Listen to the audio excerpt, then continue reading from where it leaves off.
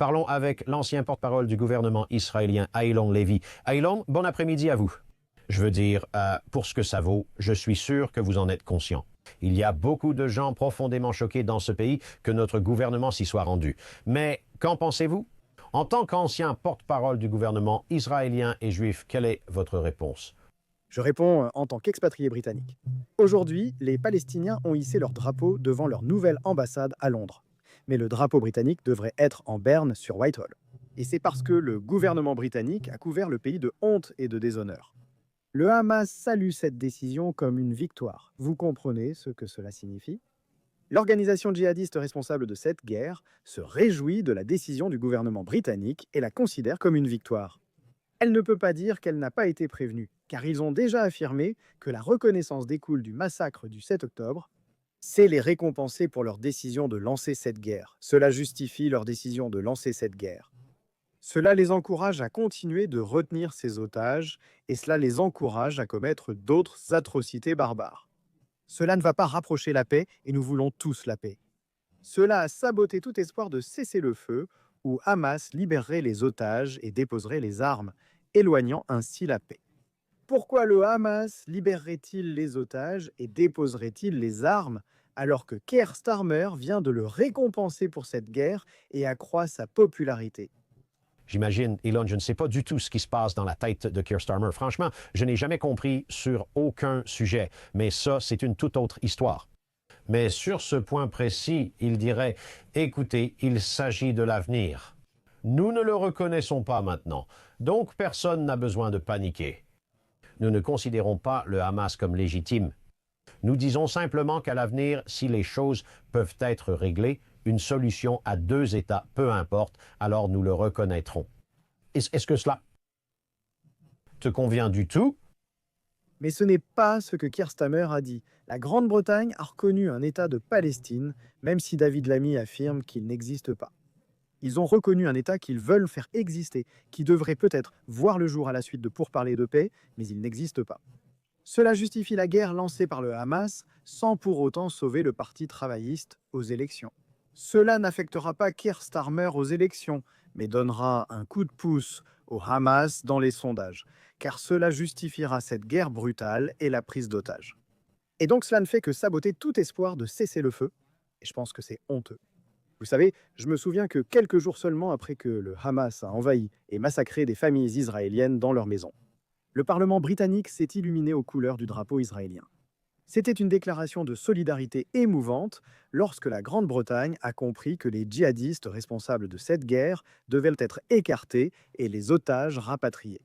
C'est honteux de voir la Grande-Bretagne céder aujourd'hui, soit sous pression politique, soit pour gagner quelques voix, en voulant forcer Israël à arrêter la guerre alors que le Hamas dirige encore et que les otages restent à Gaza. Les familles des otages ont écrit à Keir Starmer juste avant la reconnaissance. Elles ont dit « S'il vous plaît, ne faites pas ça. Vous allez sérieusement compliquer les négociations pour leur libération. » Et il a clairement jeté cette lettre à la poubelle.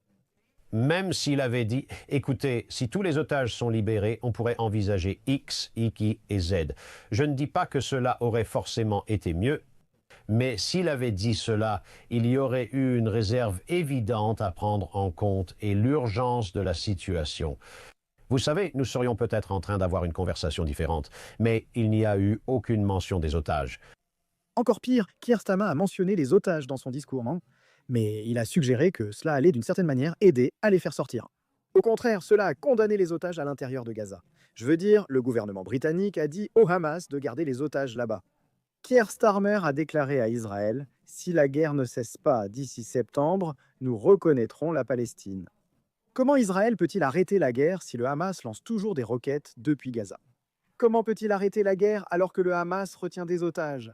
Donc, le Hamas a entendu cela, s'est installé dans les tunnels, se frottant les mains en disant « Tout ce que nous avons à faire, c'est garder les otages jusqu'en septembre et la Grande-Bretagne nous donnera une récompense. » Et là voilà.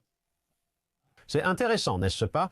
Parce que je regarde cette décision et tu te grattes la tête en te demandant quel est le raisonnement derrière tout ça. Était-ce purement politique? Monsieur Starmer et d'autres diront qu'il existe 120, 130, 140, peu importe le nombre de pays ayant pris cette décision. Qu'est-ce qui distingue cela des autres? Quelle est votre réaction face à la communauté plus large à ce sujet? Elon, qui a clairement pris une décision similaire à celle de Starmer. Écoutez, la Grande-Bretagne a un certain degré de sérieux moral ou d'autorité, car la Grande-Bretagne est alliée à Israël, contrairement à l'Irlande. Personne ne se préoccupe de l'avis des Irlandais, toujours hostiles, alors que la Grande-Bretagne est alliée d'Israël. Quand la guerre a éclaté, la Grande-Bretagne a soutenu Israël en affirmant « Faites tomber le Hamas et ramenez les otages ». Nous avons malheureusement assisté à une féroce guerre de l'information contre Israël, l'accusant de tous les maux.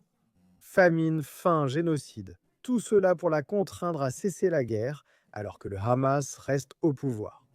Et il est donc décourageant de voir la Grande-Bretagne, qui avait tenu bon jusqu'à présent, succomber à cette désinformation, céder à cette pression, céder franchement au désir de gagner davantage de voix musulmanes au Royaume-Uni en constatant que la plupart des cartes politiques en plus sont colorées en turquoise pour les prochaines élections et jeter un allié sous le bus.